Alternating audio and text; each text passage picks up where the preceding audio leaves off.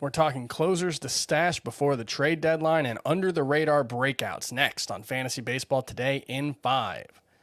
Welcome to Fantasy Baseball Today in 5. I'm Chris Towers here with Scott White, and we're doing a little mini mailbag for the July 4th holiday. You'll be listening to this on Tuesday, July 5th. We'll be back with our normal programming on Wednesday. But for now, let's answer some questions from you, our listeners. Remember, fantasybaseball at cbsi.com if you ever want to get your emails answered on the show. We'll start off with one from Drew. Was looking into trading for Altuve to make a run in a keeper league where he can't be kept. So this is all about rest of season value.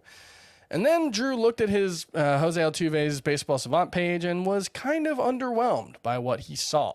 So the question is, how do you evaluate established players who may be aging but are still producing, even if the advanced metrics don't necessarily back it all up? Middling power, aging, or dead ball. Will Jose Altuve keep it up specifically?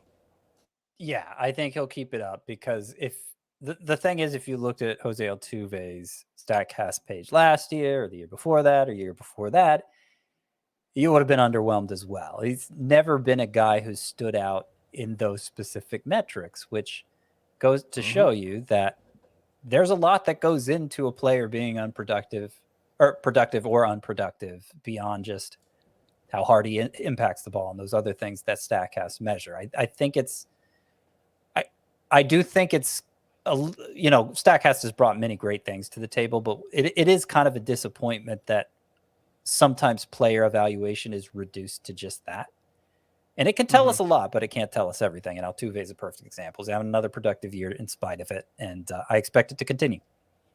Yeah, I think there's a couple of easy things to look at with Jose Altuve in this question in particular. And one is he's been top 10% in the league in WOBA 3 times during the StatCast era, which is now the past 8 seasons.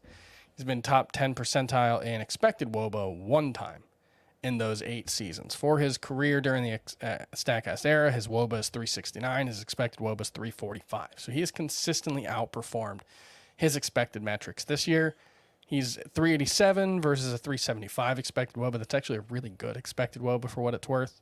Last season, he was 25 points north of his expected stats. 2020 is actually the only season where he hasn't been ahead, and I think that's explainable by the fact that he has a very pull-heavy swing, and especially when it comes to fly balls. And if you're going to get the most out of a limited power profile, the best way to do that is to hit the ball down the line, because ball doesn't need to fly as far. And if you've ever seen Houston's home park, that's especially true there where it's 315 down the line. So I think that helps explain why Jose Altuve is consensus number 2 second baseman in fantasy for, I believe, all of us, and someone that we have no problem trading for the rest of the season.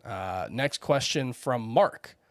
Do we know of any closers who are expected to be traded away within the next month? Trade deadline August 2nd. Are there any relief pitchers who may take over the closer's role in the teams who are selling by the trade deadline? Not really. There are a couple reasons for this. One, like just the way the closer role and bullpen usage has evolved. There are still a lot of teams out there that still haven't narrowed down a closer to begin with, and it's generally some of the worst teams. And two, the ones that have, there isn't a clear heir, so they'd probably do a lot of it mixing and matching after the guy's traded. I think it's likely David Robertson is traded for the Cubs, and Rowan Wick filled in for him earlier, but Rowan Wick's numbers have gone awry lately, so I don't know that we can count on that continuing. Chris, you brought up a good one for the Orioles. If they do trade Jorge Lopez, they do have somebody whose numbers make him look like a pretty clear heir there. And that would be Felix Bautista. Yes. Yeah, who's had a sub-2 ERA. He's arguably been the best reliever for the Orioles and filled in for a couple of saves with Lopez out earlier in the season. Yep. So those would be probably the 2 that I expect to get traded, and Felix Bautista. But, if you don't want to stash him for that reason, because, this may not be the best way to project saves. You may look at somebody like Rafael Montero for the Astros just in case the guy ahead of him gets hurt. We know he would be the fill-in if that happened, and he has good numbers otherwise. You see what's happened to the Braves bullpen recently with Kenley Jansen going down. All right, and then finally, one under the radar breakout pitcher and hitter for the rest of the season. That one comes from Steven. Yeah, so I talked about them a lot, but they haven't delivered, especially lately, so they remain pretty widely available. Aaron Ashby is the pitcher. He didn't pitch well in his return from a forearm injury, and if that's lingering, okay, it's obviously not going to work out, but I'm not ready to say that's the issue. And I think he has elite swing and miss potential. I think he's just has a superlative ground ball rate up there with Framber Valdez, and you just don't see that combination of skills very often. It points to a high ceiling for Aaron Ashby. Also, Alex Kiriloff, who was impacted by a wrist injury early this year for most of his rookie season last year as well. But the numbers he was putting up in AAA before this latest call-up suggest he's gotten past that, at least learned to manage it well enough that he can produce like he's capable.